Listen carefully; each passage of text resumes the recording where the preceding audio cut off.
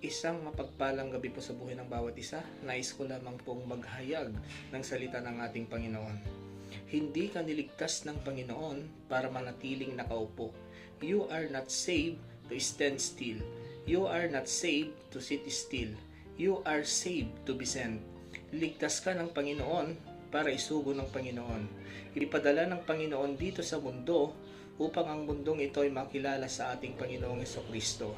God never intended anybody to live an aimless life. Hindi gusto ng Panginoon na tayo ay nabubuhay ng walang direksyon ng ating buhay. He created each one of us for a purpose. And the moment you accept Jesus Christ as your Lord and Savior, what's this? You step into a divine assignment. All of us sudden, walang plano, nagkakaplano. All of us sudden, walang plano, may assignment bigla mula sa ating Panginoon. Why? Because the moment you accept Jesus Christ as your Lord and Savior, meron ka kagad assignment, hindi jacket, assignment.